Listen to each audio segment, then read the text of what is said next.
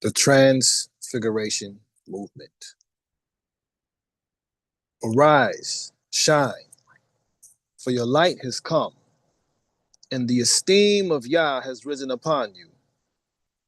For look, darkness covers the earth, and thick darkness the peoples. But Yah ariseth over you, and his esteem is seen upon you.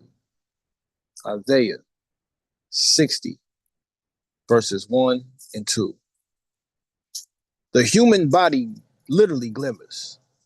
The intensity of the light emitted by the body is 1,000 times lower than the sensitivity of our naked eyes.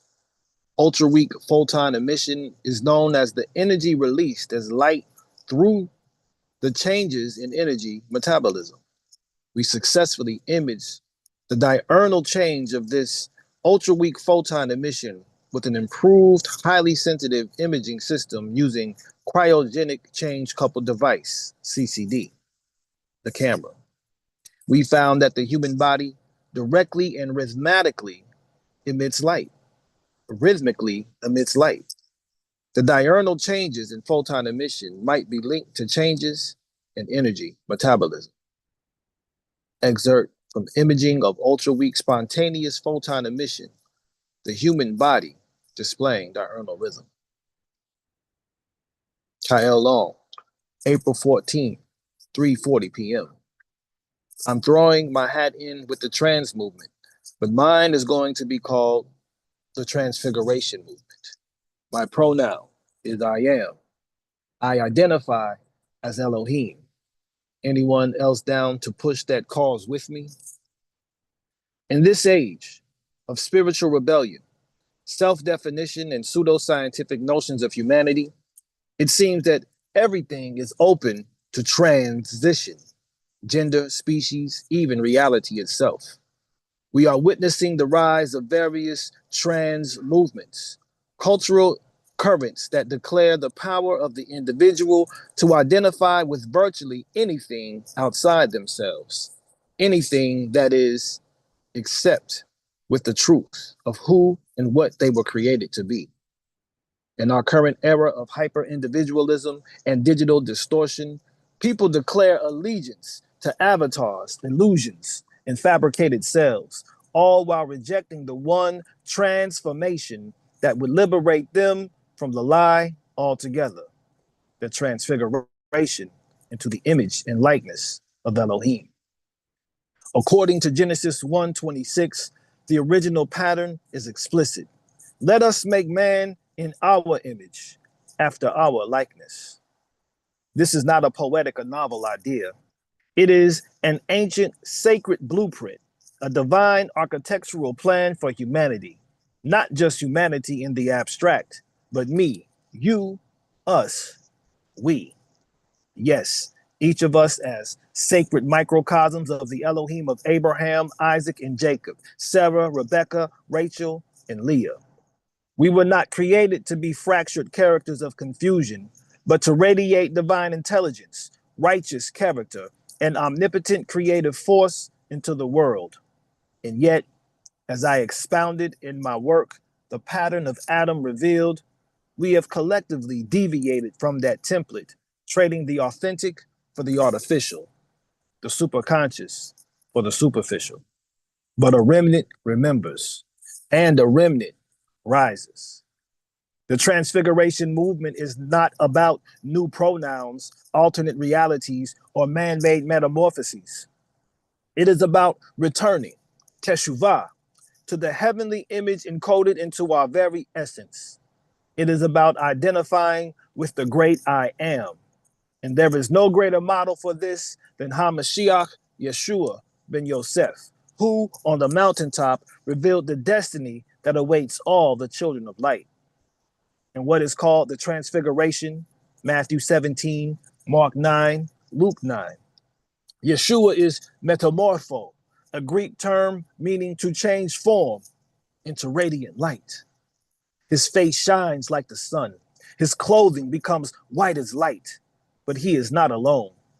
Two other beings of light appear, Moshe and Eliyahu, the great lawgiver and the fiery prophet, who had both encountered the ineffable Shekinah presence of Elohim in their earthly lives.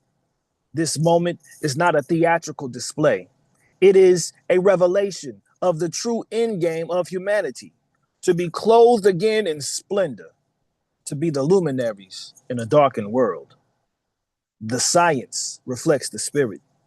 Studies in biophotonics reveal that the human body, especially the brain and heart, emits low levels of light, biophotons, as a byproduct of cellular and mitochondrial activity. The most concentrated emissions come from the pineal gland in areas associated with higher consciousness. Scientists from the University of Kassel in Germany discovered that when one meditates, prays, or experiences spiritual elevation, the number of emitted biophotons increases exponentially. This is not mysticism. This is measurable light. Yet we knew this before the microscopes. Genesis 2 hints at it. Adam and Hawa before the fall were not naked in the way we often think. The Hebrew word aron, used after the fall, is different from or, a wordplay that many sages and mystics interpret as light. Adam and Hawa were originally clothed in garments of or, light.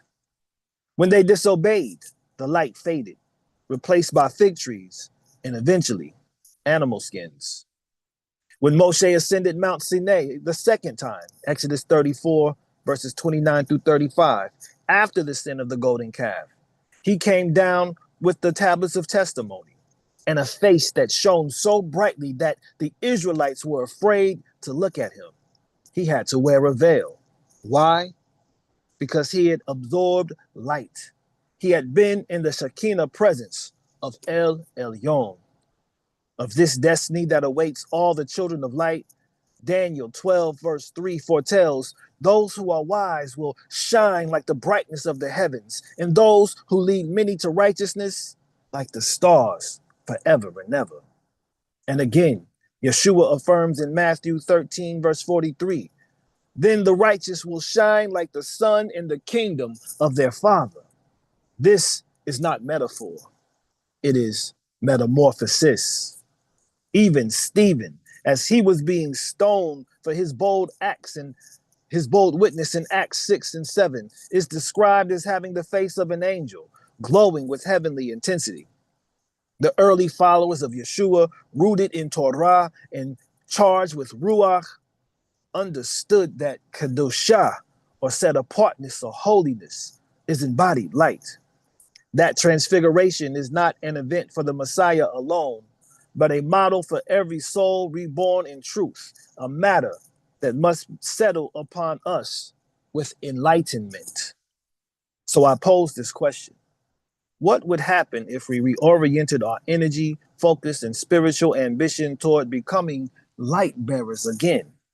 What if the true trans movement was not about conforming to cultures of confusion, but transforming into clarity? To transfigure is to allow the inner light placed there by the Creator to break through the flesh and reveal the soul's true frequency. It is the work of sanctification. It is the work of tikkun olam. It is the discipline of righteousness. It is the culmination of covenant living rooted in Torah and watered by Ruach. The Transfiguration Movement is a call back to our original frequency and vibration. It is a declaration that we refuse to accept the fallen, fragmented version of humanity as our inheritance. We were born for more. We were created for light. We are destined for splendor.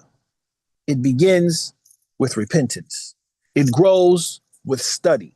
It matures in obedience. And it is crowned with fire, the fire of transformation, the fire of transfiguration.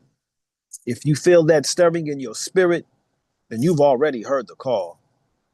Quote, for you were once darkness, but now you are light in the Master. Walk as children of light, for the fruit of the Spirit is in all goodness and righteousness and truth, proving what is well pleasing to the Master. And have no fellowship with the fruitless works of darkness, but rather reprove them. For it is a shame even to speak of what is done by them in secret. But all matters being reproved are manifested by the light. For whatever is manifested is light. That is why he says, "Wake up, you who sleep, and arise from the dead, and Messiah shall shine on you. See then that you walk exactly, not as unwise, but as wise, redeeming the time, because the days are wicked." Ephesians 5, verses 8 through 16. Let the light within you rise. Let the splendor return. Let Elohim be revealed in you. Welcome